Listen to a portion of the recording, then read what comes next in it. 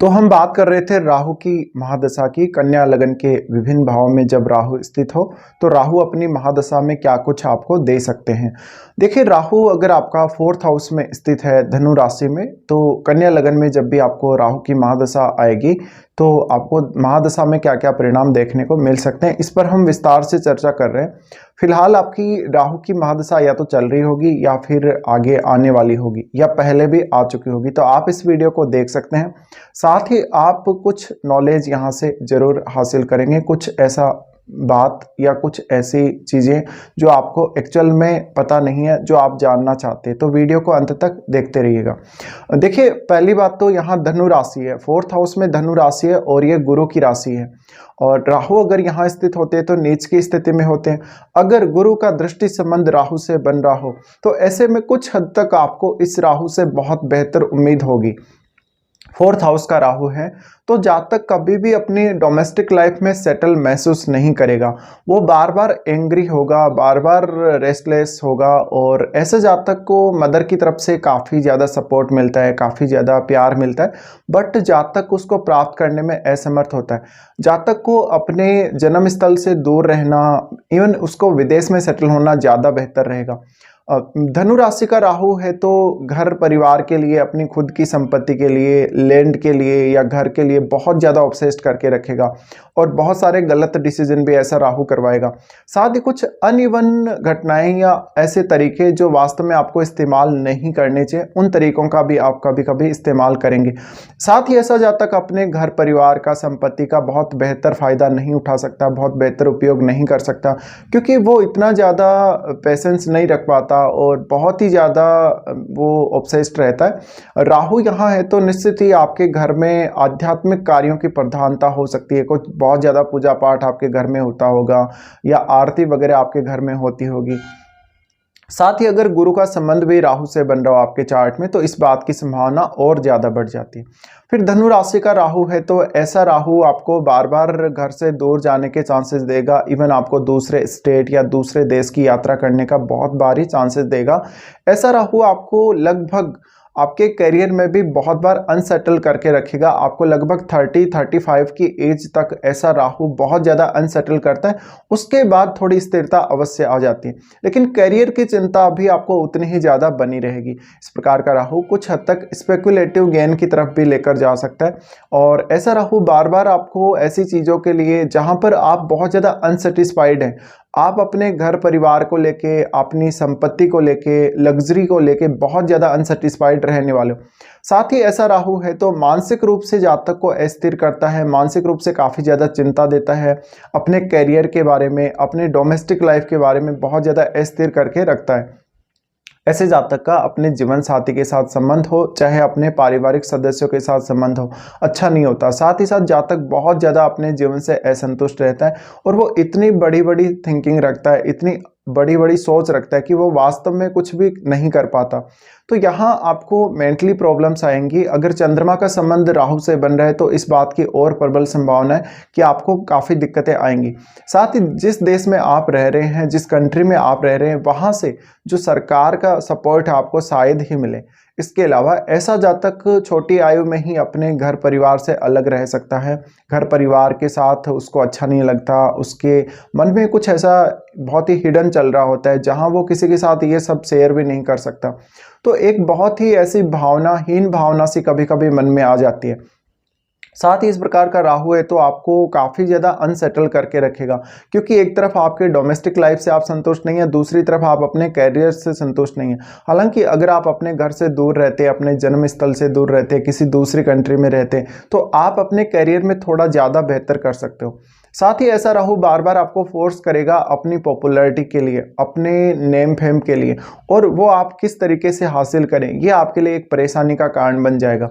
साथ ही जातक को कुछ हद तक ऐसी जगह जॉब मिलती है या इतनी सैलरी मिलती है जितनी वास्तव में उसमें काबिलियत नहीं है, या बहुत ज़्यादा कभी कभी काबिलियत ऐसे जातकों में होती है पर उनको सैलरी काफ़ी कम मिलती है। तो आप अपनी जो फाइनेंशियल स्टेटस है, आप अपनी जो डोमेस्टिक लाइफ है, उसको अगर जोड़कर देखें तो यहाँ जातक अपने धन संबंधी मामलों में भी कुछ खास नहीं कर पाता। लेटर एज में इस बात की ज़्यादा संभावना है कि आपको कुछ बेहतर रिजल्ट यहाँ मिल सकते हैं।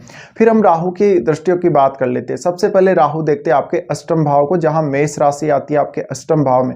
यहाँ बहुत बार ये आपको डोमेस्टिक लाइफ से संबंधित उतार चढ़ाव और प्रॉब्लम्स राहु देते हैं। आप अगर मैरिड हो तो अगर मैरिड होने के बाद ऐसी दशा आपको आती है, ऐसे में जीवन साथी की फैमिली के साथ आपकी उतनी अच्छी नहीं बनेगी, उनसे आपको कोई विशेष लाभ या फायदा या सपोर्ट नहीं होगा। यहाँ जातक थोड़ा स्पेकुलेटिव ज़्यादा हो जाता है, कभी कभी जातक लोन लेकर घर बनाने का प्रयास करता है और बहुत ही ज़्यादा खर्चा करने वाला भी ऐसा जातक होता है। साथ ही जातक बहुत ज़्यादा मानसिक रूप से दुखी रहेगा, मानसिक रूप से उसको कुछ अटैक जैसे हो सकता है, मेंटल इश्यू आते रहेंगे बार बार, या फिर उसके मन पर चोट लगती रहेगी, किसी ना किसी ऐसी बात से, ऐसी आफत से वो आहत होता रहेगा। हालांकि राहु आपको पर्याप्त मोटिवेशन भी देते हैं साथ साथ, बट आपको परेशानियों से काफ़ी ज़्यादा गुजरना पड़ेगा। राहु अष्टम भाव को देख रहे हैं तो यहाँ पे आपका फाइनेंशियल स्टेटस, आपकी जो भी आपकी एजुकेशन है उसको प्रभावित करते हैं, आपके जो रिश्ते हैं उनको प्रभावित करते हैं, साथ ही साथ आपके जो हिडन गेन है वहाँ राहु कुछ हद तक एक पॉजिटिविटी आपको जरूर देते हैं। आप कहीं भी पैसा इन्वेस्ट किए हो, कहीं भी किसी भी प्रकार की इन्वेस्टमेंट आपने की हो, वहाँ से थोड़ा उम्मीद आप अवश्य लगा सकते हो। राहु अष्टम भाव को देख रहे हैं तो ऐसे में घर परिवार के सदस्यों की आयु को लेकर बहुत ज़्यादा दिक्कत करते हैं। कभी कभी माता जी का स्वास्थ्य खराब होना या माता जी की असामयिक मृत्यु का कारण ये राहु बन सकता है। राहु एर्थ हाउस को देख रहे हैं तो आपके जीवन में काफ़ी ज़्यादा ट्रांसफॉर्मेशंस आने के चांसेस रहते हैं। वो ट्रांसफॉर्मेशन हो सकता है बहुत ज़्यादा अच्छी भी हो, बहुत ज़्यादा खराब भी हो, लेकिन उसका कोई विशेष फायदा आपको नहीं मिल पाता, इवन आपको नुकसान ही होता है बहुत बार। फिर राहु देखते हैं यहाँ से 10th हाउस को। अब देखिए 10th हाउस में केतु बैठे होते हैं और केतु जहां बैठे हैं वहां मिथुन राशि है। मिथुन राशि यानी राहु की उच्च की राशि है। ऐसे में कुछ हद तक राहु आपको कैरियर में बहुत सारी अपॉर्चुनिटीज देते हैं, और राहु जो आपको अपॉर्चुनिटीज देते हैं, लेकिन प्रॉब्लम यह है कि आप उनका कोई विशेष फायदा, विशेष लाभ नहीं उठा पाते। यहाँ पर आप कैरियर में कुछ और ही करने को जाते हैं और राहु आपको कुछ और ही देने को दे रहे हैं। बट यहाँ पे एक सामंजस्य आपको हमेशा रखना पड़ेगा। जब भी आप कहीं जॉब ज्वाइन कर लें, जहाँ भी आप जॉब कर रहे हैं वहाँ से आप बार बार अनसेटल खुद होते हैं, आप अपने खुद की मर्जी से जॉब छोड़ते हैं और बार बार जॉब छोड़ते हैं। आपको लग रहा होता है कि आप 1 लाख रुपए की जॉब कर रहे हो, लेकिन फिर आपको 2 लाख रुपए की जॉब चाहिए होती है कुछ समय बाद। तो यहाँ बहुत बेहतर अवसर मिलते हैं, आपको उन अवसरों का फायदा उठाना है। लेकिन आप खुद को जितना ज़्यादा सेटल करोगे कैरियर में, जितना ज़्यादा स्टेबल करोगे कैरियर में, उतना ही ये राहु आपके लिए बेहतर होता जाएगा।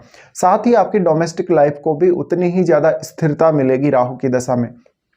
उसके बाद राहु 10th हाउस को तो देखते हैं तो ऐसे में कैरियर में कुछ बेहतर करने के चांसेस, बेहतर होने के चांसेस देते हैं। उसके बाद सबसे इंपॉर्टेंट आपके 12वें भाव को राहु देख रहे होते हैं। 12वें भाव को जहां पर सिंह राशि है, सिंह राशि होने की वजह से ऐसा जातक काफ़ी जिद्दी हो सकता है, उसको रिलेशनशिप को लेके काफ़ी दिक्कतें हो सकती हैं।